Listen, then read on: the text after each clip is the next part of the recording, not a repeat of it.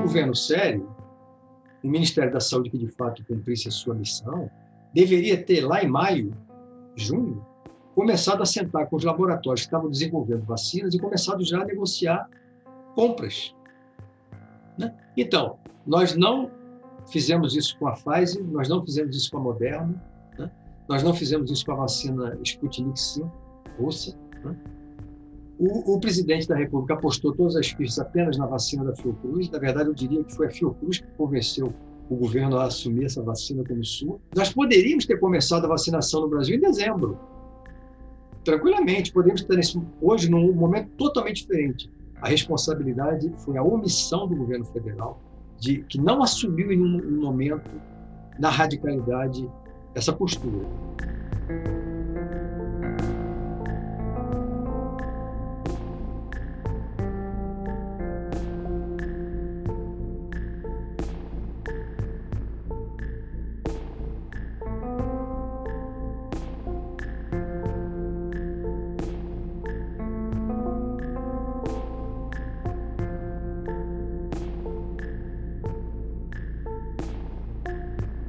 O SUS, que tem aí 32 anos, né, da Constituição de 88 para cá, foi a mais importante reforma estrutural, social, administrativa e política que o país já construiu em toda a sua história. Não tem a menor dúvida sobre isso. Não tem nenhuma experiência semelhante. Nós saímos, nos anos 80, de um sistema fragmentado, privatizado, onde só as pessoas formalmente inseridas no mercado de trabalho tinham acesso ao cuidado. Né? A grande maioria da população brasileira era objeto dos precários serviços de saúde dos municípios e do Ministério da Saúde, as campanha da tuberculose, de saúde mental, chagas, malária, materno-infantil, ou eram objeto da filantropia e da caridade. Então, o SUS ele significou uma revolução da atenção à saúde. Quando a gente escreveu no artigo 196 da Constituição, a saúde é um direito de todos e dever do Estado, e ainda mais, né? E que se conquista através de políticas econômicas e sociais. Quer dizer, é um sentido que o Sérgio Arouca chamava do processo civilizatório brasileiro. Então, dentro do processo civilizatório brasileiro, o SUS é a grande marca. E ao longo dessas décadas, nós tivemos, de um lado, uma grande expansão da cobertura, do acesso, implantação de programas importantíssimos, o próprio Programa Nacional de Imunizações, política de transplantes, de AIDS, controle do tabagismo, atenção primária. O Brasil é o país do mundo que tem o maior programa de atenção primária do mundo. São praticamente 150 milhões de pessoas cobertas pela Estratégia de Saúde da Família. Atenção de urgência e emergência, vigilância sanitária e epidemiológica. Ou seja, o SUS está aí, vivo, pulsante, e nesse contexto que nós estamos vivendo de grande dramaticidade, ficou bastante evidente a importância do SUS para a sociedade brasileira. Mas, ao mesmo tempo, um sistema com muitas fragilidades. A primeira delas é que, na Constituição, nós apostávamos que iríamos fazer uma progressiva redução da presença do setor privado na prestação de serviço de saúde. O que nós temos hoje foi exatamente o contrário. Ao longo desse período, nós tivemos uma ampliação da presença do setor privado, de planos de seguro de saúde, que hoje cobrem em torno de 30% da população brasileira. Evidentemente, muito concentrados em São Paulo, Rio de Janeiro, Minas e nos estados do Sul. E isso através do quê? De uma política de subsídios e renúncia fiscal, né? Onde você retira recursos do sistema público e subsidia o mercado, principalmente as famílias de classe média, que podem abater seus gastos com médicos, internações, exames, consultas e odontologia e outros, do imposto de renda devido, mas também das pessoas jurídicas, que abatem os gastos com assistência médica aos seus funcionários do imposto de renda devido. Essa é uma distorção grave. Por quê? Porque o outro problema é o do financiamento.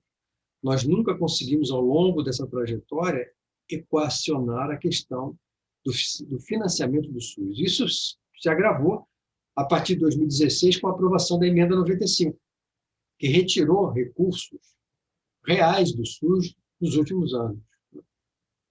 E o terceiro, eu diria que é o problema do nosso modelo de assistência ainda muito marcado, muito centrado na assistência médica, no médico, no hospital, na tecnologia, né? E nós temos, então, que enfatizar, deveríamos ter enfatizado mais, trabalhado mais a questão da atenção primária, da saúde da família, do vínculo, do cuidado na comunidade. E uma outra fragilidade, vulnerabilidade, que nós chamamos da sustentabilidade tecnológica. Ficou muito evidente aqui também na época, nesse momento de pandemia, que a grande dependência brasileira de tecnologia desenvolvida fora. Estamos vivendo isso agora, não é isso? Está todo mundo esperando os insumos da China, para que a gente possa, de fato, no Butantan e na Fiocruz, passar a produzir as vacinas brasileiras. Mas por que nós temos essa vulnerabilidade tão grande? Por falta de uma política de fortalecimento da ciência, da tecnologia e da inovação que nos permita ter autonomia nessas áreas. Então, esse é um ponto muito importante. E, por fim, o SUS não pôde cumprir todo o seu objetivo, toda a sua missão, por uma questão política. Porque, ao longo dessas décadas, o que a gente viu, por exemplo, é a grande mídia, né, e a opinião pública majoritária, o empresariado principalmente, vender a ideia de que o SUS, sim, é muito importante, mas para os pobres, né, que é uma falácia. O SUS foi construído como um sistema universal para todos os brasileiros. Né? E a manutenção de uma certa visão de filantropia, de caridade, depois da saúde estar escrita como um direito, que é um paradoxo, né? E também essa ideia vendida permanentemente de ter um plano de saúde ser importante como parte do processo de ascensão social. E também a ilusão que se vende que a medicina privada seria de menor qualidade ou mais competente que a medicina pública. Então, essa questão política, né, cria uma consciência coletiva na sociedade distorcida que fragiliza toda a questão da saúde universal, do sistema público, do papel do Estado, de um sistema para todos. São múltiplos fatores envolvidos. Tem toda essa parte ideológica, que é essa permanente venda para a sociedade que a medicina privada é melhor, que a medicina é de mais qualidade. O Estado é incompetente, o Estado é inerentemente corrupto, tudo que é público não funciona. Isso se radicalizou de 2016 para cá, a partir exatamente do governo Temer. Né? Tem a dinâmica do capital na saúde, que é uma das áreas mais importantes em termos de lucratividade, né? Indústria farmacêutica de equipamentos, grandes complexos hospitalares, né? Medicina de grupo, planos de saúde, seguradoras, né? Tem toda essa dinâmica do capital que busca se expandir. E, de outro lado, gestores públicos, não apenas no campo da saúde, ministros da saúde, sim, do governo Temer para cá, né? Praticamente todos eles, mas também burocratas da área da fazenda, da área da economia, da área do planejamento, do Estado. Veja a contradição, nós temos um sistema universal para todos, mas todo o funcionalismo público dispõe de planos de seguros para o seu atendimento cotidiano, subsidiados em parte pelos impostos. A minha casa, a Fundação Oswaldo Cruz, tem um plano de seguro cooperado, interno. Né? São paradoxos e contradições. Os mesmos profissionais que trabalham no SUS, para as suas necessidades diárias, usam planos de seguros. E isso por quê? Exatamente porque, pelo estrangulamento, pela incapacidade do SUS, digamos assim, atender a tempo e a hora toda a gigantesca demanda que a população brasileira cotidianamente busca. E isso, nós já falamos aqui, pela questão do financiamento. Só acrescentar um dado de financiamento. A Inglaterra, por exemplo, 80% do gasto total em saúde na Inglaterra é público. São recursos públicos. No Brasil, é 46%. Ou seja, 54% do gasto em saúde no Brasil é privado. É gasto das famílias diretamente, comprando medicamentos, pagando por procedimentos, consultas, exames. Né? Isso afeta proporcionalmente os mais pobres. Né? Claro, quanto mais baixa a renda, maior o peso desse gasto. Né? Então, veja, menos da metade do gasto total em saúde no Brasil é público. A maior parte do gasto é privado. Isso é totalmente inadequado. O Brasil tinha que estar gastando pelo menos 70% do gasto total ser público. Então, nós temos que aumentar o gasto público. Mas, desde 2016, a gente vive numa racionalidade contrária. Nós temos que reduzir o gasto público. A emenda 95 está aí, congelou os gastos públicos em políticas sociais por 20 anos. A questão da formação médica é um problema complexo. Por quê? Porque, de um lado, a própria dinâmica da medicina, o próprio avanço da ciência, estimula uma precoce hiperespecialização.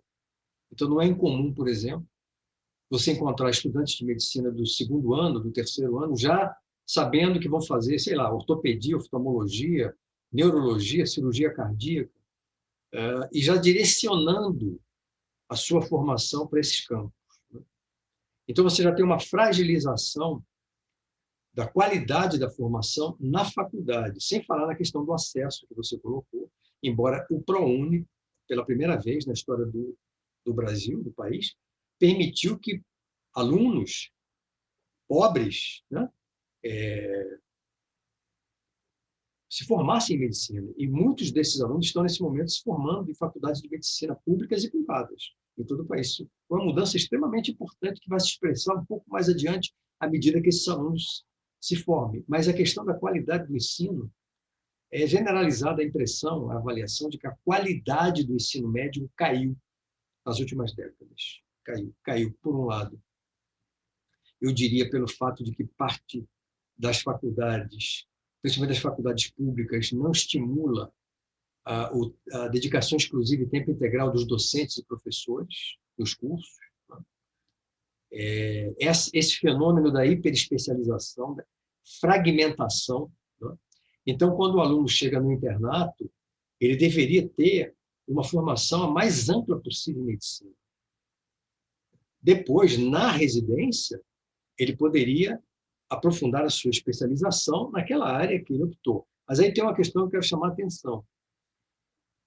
Na verdade, quem deveria estar definindo as áreas de especialização, ou seja, as residências, o número de vagas em cada especialidade, deveria ser o quê? As necessidades e demandas do SUS. Então, digamos que eu estou com poucos médicos em saúde mental, em psiquiatria, né? Eu tenho problemas também em patologia. Eu tenho poucos profissionais em algumas especialidades, como pediatria, né? Por quê? Porque o fenômeno da transição demográfica está envelhecendo a população e o número de nascimentos está diminuindo. Eu posso, então, o correto seria fazer o quê? Bom, nessa situação, eu vou aumentar o número de bolsas de residência para patologia, psiquiatria, pediatria e outras especialidades que necessitam. Essa lógica não existe. O que está imperando hoje é o mercado. Então, se o mercado está apontando que médicos que fazem procedimentos não invasivos, cardiovasculares, colocação de stent, né, estão ganhando mais dinheiro, a busca, a procura vai ser por ali, né? E isso, por exemplo, não existe no Canadá. No Canadá não há hipótese. Se o Canadá disser, esse ano nós vamos formar só 50 cirurgiões cardiovasculares, só vão se formar 50 cirurgiões cardiovasculares. Nós não temos bolsas para todos os residentes, né? Como a definição das prioridades, ela está longe de ser uma definição definida por necessidades de especialistas, olhando o país como um todo, olhando as regiões como um todo. Eu posso criar estímulos, por exemplo, para que os médicos se desloquem para outras localidades, desde que eles exerçam a sua especialidade lá. Manaus agora. O Brasil tem uma média de 2,1 médicos por 1.000 habitantes. Em Manaus, nós temos 1,3.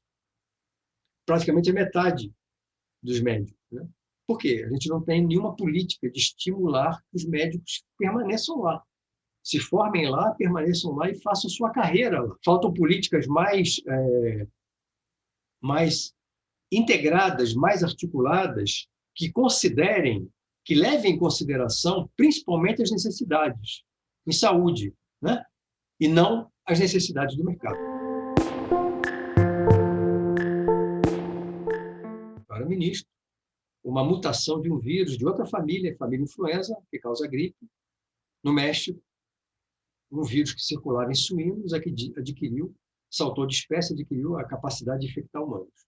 Isso se espalhou pelo mundo inteiro, e nós vivemos aqui a mesma situação. No começo é medo, insegurança, o que vai acontecer, como é que é essa doença, como é que não é. E nós enfrentamos de uma maneira completamente diferente em relação à maneira como o governo federal está enfrentando a Covid-19. Né? Nós imediatamente mobilizamos a ciência, os cientistas, os sanitaristas. Né? A primeira diferença é essa. Nós tínhamos um presidente da República, e não um bufão ignorante e psicopata, como nós temos hoje. Né? Nós tínhamos um medicamento, e não temos hoje, apesar de que o governo, o ministro, vive dizendo que nós temos o tal do tratamento precoce, que isso é charlatanismo. Né? Tanto o ministro da Saúde quanto o presidente da República, hoje no Brasil, são dois charlatães que deveriam ser processados por exercício ilegal da medicina e por estarem prescrevendo drogas que não funcionam para a população brasileira. E nós, naquela época, a gente pôde rapidamente produzir uma vacina. Por quê? Porque nós já tínhamos a vacina da gripe. Era um vírus da mesma família influenza, que sofreu uma mutação. Então, não foi tão complexo você introduzir essa cepa mutante na vacina que todo ano a gente toma, entre março e maio. E em 2010, o Brasil vacinou 100 milhões de pessoas. Foi o país que mais vacinou proporcionalmente no mundo. Né? Então, desde o começo, nós trabalhamos articulados com cientistas, desde o começo trabalhamos articulados com estados e municípios, desde o começo tivemos um presidente que deu suporte e bancou todas as decisões que nós tivemos que bancar. Né? Por exemplo, vou te dar um exemplo. Esse medicamento, que era usado aos primeiros sintomas, houve uma grande pressão de que esse medicamento fosse vendido nas farmácias. E eu fui totalmente contra. Por quê? Ora, se eu coloco o medicamento na farmácia, quem tem dinheiro vai estocar e vai comprar. E pode faltar medicamento para quem não tem. Então, nós fizemos que decisão foi tomada. Eu fui muito criticado por isso. Aliás, um dos críticos mais ácidos era o Sardenberg, jornalista do Sistema Globo e da Globo News. Ele defendia firmemente isso. E nós não cedemos. A gente manteve a distribuição do medicamento apenas sob prescrição médica na rede pública. Quem bancou essa decisão? O presidente Lula.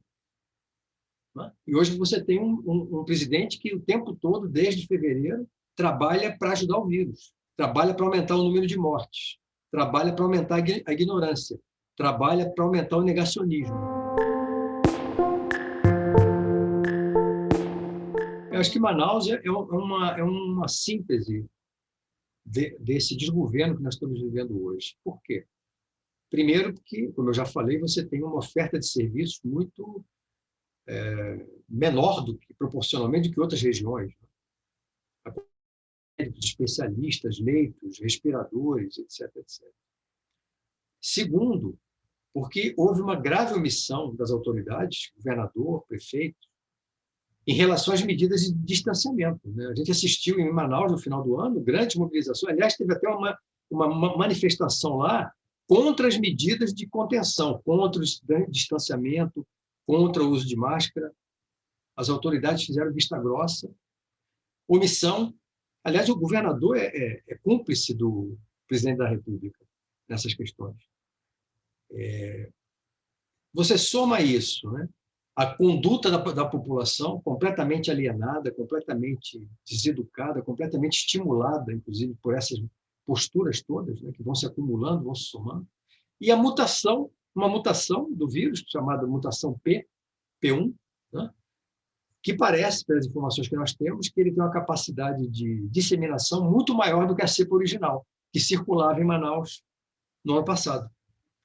Então, aglomeração, a falta de qualquer medida de contenção, não usar máscara, né?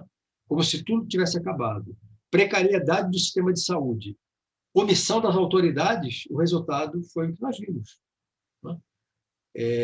Isso se coloca para o que está acontecendo em todo o país, quer dizer, com raras exceções. Eu quero até aqui falar, uma das raras exceções é o prefeito de Belo Horizonte. O prefeito de Belo Horizonte, no final do ano passado, fechou o comércio todo.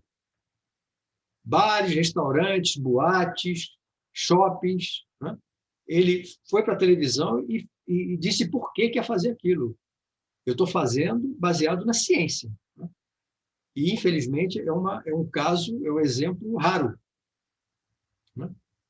Nem aqui na cidade onde eu moro, no Rio de Janeiro, o prefeito que assumiu tem tomado medidas que deveria estar tomando.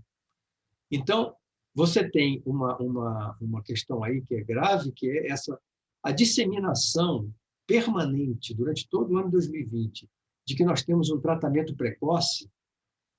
Isso é um fator indutor de comportamento de risco. Porque se eu escuto o ministro da Saúde recomendar, o presidente da República me recomendar que aos primeiros sintomas eu tome esses remédios, hidroxicloroquina e outros, isso me passa uma sensação de quê? De segurança. Olha, se tem remédio, para que eu vou usar máscara, vou ficar em casa, vou manter distanciamento, vou manter a higiene das mãos com frequência? Basta tomar o remédio. Então, esse é um dos fatores que está por trás do que está acontecendo no Brasil inteiro. Um governo sério, o Ministério da Saúde que, de fato, cumprisse a sua missão, deveria ter, lá em maio, junho, começado a sentar com os laboratórios que estavam desenvolvendo vacinas e começado já a negociar compras. Então, nós não fizemos isso com a Pfizer, nós não fizemos isso com a Moderna, nós não fizemos isso com a vacina Sputnik V, russa. O presidente da República apostou todas as fichas apenas na vacina da Fiocruz. Na verdade, eu diria que foi a Fiocruz que convenceu o governo a assumir essa vacina como sua. O Dória, claro, está faturando politicamente, essa guerra é boa, não é boa, mas convenhamos, em nenhum momento Dória, de quem eu, inclusive, não gosto muito, em nenhum momento ele se colocou contra a ciência, pelo contrário. O tempo todo ele se colocou ao lado da ciência. Então, se ele está faturando com méritos. Então, nós poderíamos ter começado a vacinação no Brasil em dezembro. Tranquilamente, podemos estar hoje num momento totalmente diferente. A responsabilidade foi a omissão do governo federal, que não assumiu em um momento, na radicalidade, essa postura. Os números que nós temos é que, no final de março, se tudo correr bem, Butantan e Biomanguinho juntos vão poder entregar 30 milhões de doses por mês ao PNI. Isso nos permitiria chegar ao meio do ano com cerca de 120 milhões de doses, que é insuficiente. Nós teríamos que ter umas 200 milhões de doses até o meio do ano para poder atingir uma meta mínima de 70% de cobertura até julho no máximo. Por quê? É importante vacinar o maior número possível de pessoas no período mais curto de tempo. Para quê? Para reduzir a circulação do vírus. Aí você tem um impacto, cai o número de casos, cai o número de internações, cai o número de óbitos, e a gente pode virar a página dessa situação horrenda que nós estamos vivendo. Mas agora, como eu falei, já comentei aqui no começo, a nossa grande dependência tecnológica externa nos coloca nessa situação de vulnerabilidade e fragilidade associado à omissão do governo, que poderia já ter fechado contratos de fornecimento de outras vacinas lá atrás.